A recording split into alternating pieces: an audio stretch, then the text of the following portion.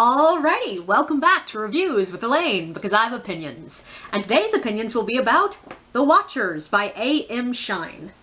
This book was a bit of a disappointment to me, but I think that's through no fault of its own. I got this book in Ireland. Woo, Ireland. I wanted a book as a souvenir because I like books, and I wanted it to be something distinctly Irish. But also, I just wanted it to be a book I'd enjoy reading. I actually picked out a random true crime book that I'm not sure why I'd picked it out. It was just drawing me.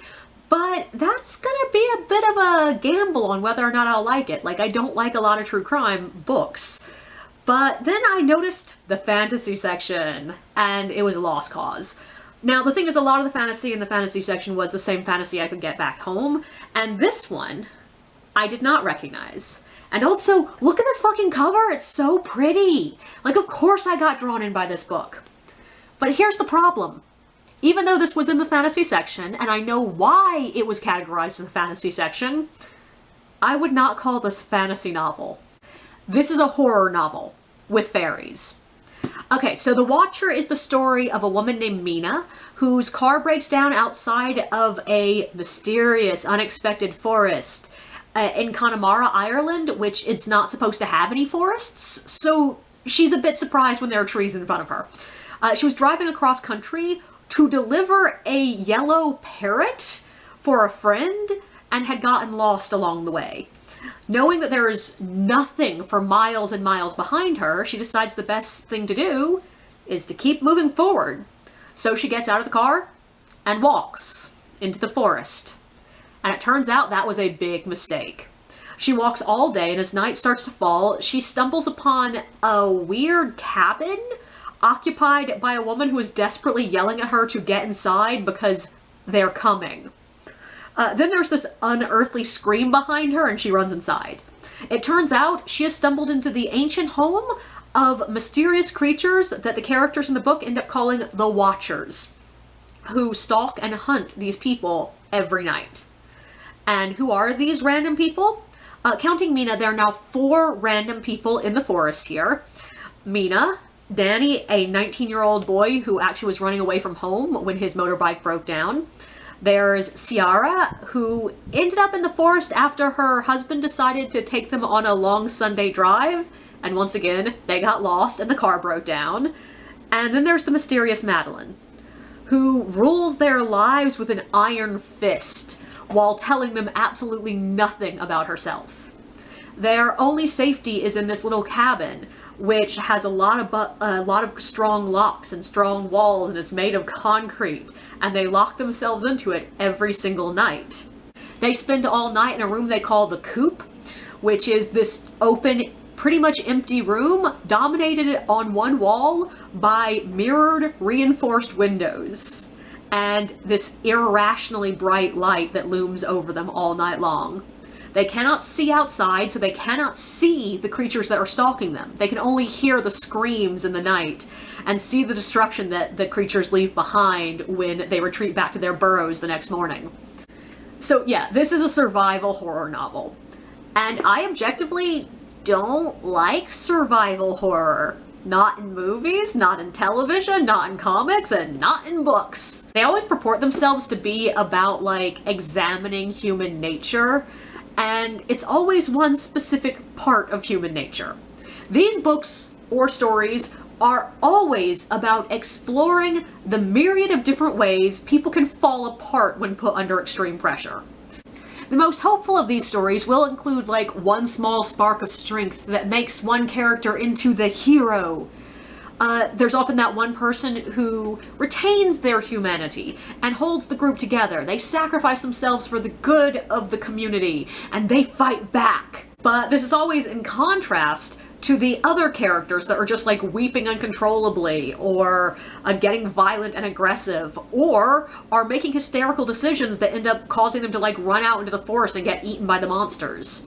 And leaving aside for a moment the question of whether or not this is accurate, though truthfully no, I don't think it is, I just find this odious to read. I don't want to spend my spare time with the worst of humanity. Hell, I tend to even skip the chapters that appear in a lot of fantasy novels that are the random chapter from the villain's point of view for exposition reasons. That's just not what I read for. So I was really disappointed when that's where this book went pretty much immediately. Now, I do feel the need to say that overall, this is a really good entry into the genre of survival horror. The characters are not stock one-dimensional stereotypes. This is not the cliche zombie apocalypse book. The core idea is a really interesting one. There's a twist in it that, yeah, I saw it coming, but it turns out I did not actually know where the author was taking it, which was cool. But I do have a problem with this book beyond the just surprise, not fantasy whiplash issues. And a lot of it is, again, whiplash. This book has a serious problem with characters going back and forth between hating each other to singing each other's praises in a page and back again. And sometimes this is prompted. Sometimes there's events that cause people to change their opinions about each other. But sometimes a chapter just starts with Mina bitching about how useless Ciara is, then transitions to her spending 2 pages talking about how Ciara's kindness is the strength of their entire group, and then it ends with her going, "Oh my god, I think Madeline would be right to leave this bitch out to die for the monsters." And I totally get changing your opinions about people that basically fate has forced you into close contact with under really high stress situations. But how often everyone is switching back and forth begins to feel a bit ridiculous. Except, strangely, Danny. I don't think Danny ever changes his mind about anyone. But that also sort of leads to problem 2. This book is super overwritten. If you gave me this book to edit, I would probably end up with something half the length that this book currently is. But for once, it's not like a sentence-by-sentence overwriting. The rare moments of flowery writing with lots of descriptions and extraneous adjectives, like, honestly, those moments are rare and they work. And horror is honestly often about painting pictures with your words. So a lot of over-the-top, slightly exaggerated descriptions is apropos. The problem here is that we visit the same horrors about 7 million times. Like, there are about 5 million times that Mina is thinking about what the Watchers look like, imagining how they move, imagining their claws, imagining their smell. It gets really redundant. I know some of these were about showing the devolution of the characters, but because there's just so much backtracking, it feels like we're walking the same paths over and over and over again, which I will admit is actually pertinent to the story, but it's just annoying. The one bit of flowery writing that I really hated, though, is throughout the entire book, the author refers to this random yellow parrot as the yellow one. And it's just weird and a bit annoying. Like, it's clear the author wants this to be deep and metaphorical, but it's just not that deep, bro. On that note, yeah, definitely, bro. This book is definitely written by a guy. I actually stopped to look up, because, of course, A.M. Shine doesn't tell me gender, so I stopped to look it up because I was just so positive the author was male, and I wanted to, like, show off my ability to guess. And I will say this book is not like bad men writing women. This is not going to end up on, like, a meme somewhere. But at the same time, it reads like a man who thinks he knows how women think, and he's ever so faintly wrong. Like, Mina's general obsession with appearance sort of makes sense because she's an artist. And it makes sense for the themes of the book as well, because appearance has a very heavy theme in the book. But there are points of it that just feel a little bit inauthentic. She spends about 100% more time thinking about her own lips than probably necessary. Like, I've never met a woman who obsesses this much about her lips. Also, I don't know if this is just a me thing, but I cannot help but roll my eyes every time a female character is written as thinking about how men find her so attractive, but in a blasé, dismissive way. Specifically, Mina describes herself as having the kind of face you'd expect as an extra in the background of a Hollywood movie. Beautiful, yet bland. And I just don't know anyone who talks about themselves that way. There are also 2 opposing problems in this book. There's a weird amount of characters knowing things that they have no right to know. It's explicitly stated that Mina and Sierra know nothing about Danny's past. But there are also moments that one or the other is thinking about his asshole father. Mina recognizes John's face immediately, even though she never saw him, and only heard his voice screaming in pain and terror once. There are moments when characters answer questions that other characters just thought about and never actually explicitly said. The book's point of view is also super fluid. Like, chapters are almost always labeled with who's going to be the POV character, but then there's just randomly a paragraph or two in another character's point of view without any, like, signals that we're switching point of view. And overall, that just feels messy. And yet somehow, on the other side of that, there are a buttload of unanswered questions. Things that it seems nobody knows the answer to. We never found out how the hell the light works. It's explained that it's on a timer, and Mina takes note that there is a power source downstairs, but then she thinks about the fact that no other electric anything has worked in the forest or near the forest, and just, that's it. Nobody ever questions it. Nobody ever talks about it. Nobody discusses it. We don't find out why this one random electric thing works when nothing else does. It's never mentioned again.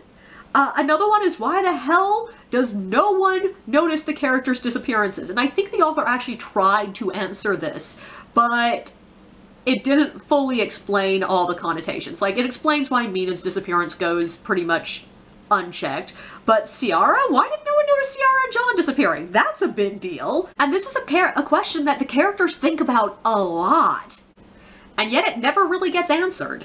And when the characters get back, there's also weird moments where nobody seems to be questioning what happened to them while they were gone, even though, I'm sorry, if you pick up 3 random strangers on the side of the road who are covered in mud and look like they've been through a war zone, you're probably gonna ask where the hell they came from.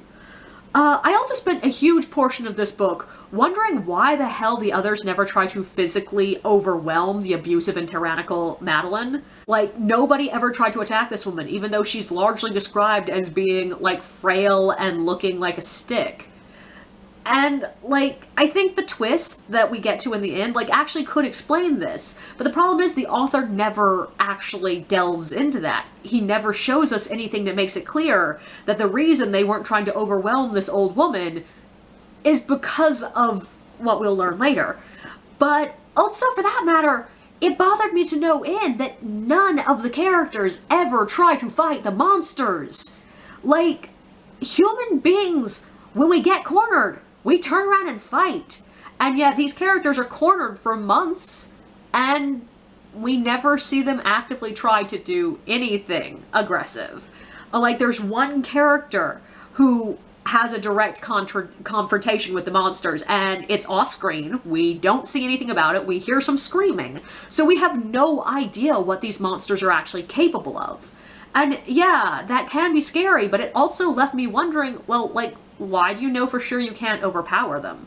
And I get that they were supposed to be, like, unnaturally horrifying and therefore evoking, like, strong, like, visceral reactions in the characters, but it still bothered me that the majority of the novel passes by with no one making even the vaguest attempt to fight back. Now, the thing about all these questions is, horror is built on unanswered questions. It really is. Usually the things we don't know is what makes horror so horrifying. Like, I think that's part of the reason that specifically Japanese horror gets such a reputation for being terrifying, because a lot of it doesn't feel the need to answer anything. It's just like, why is that kid screaming like a cat? Who knows? The kid's screaming like a cat. It's scary. Like, if you remember the movie The Ring, which, who doesn't? There's the creepy video within the ring, and, like, that thing is terrifying when you first see it. But at least for me, once they explained what every image and scene in it meant, it had a lot less power. It was less terrifying. But there are 2 different kinds of questions that can be left over in a book. One is the, like, oh my god, this is unstoppable, unanswerable, we can never know the truth kind of questions. And the other are the type of questions that leave you just going, but really, what's the answer? And this book has both. Overall, I would say this actually is a pretty good example of survival horror with just a hair of a twist. It's got some really horrifying imagery, it's got creepy setting, interesting characters, and it's mostly well written. I think its flaws are just more noticeable to me because it's not a genre I enjoy.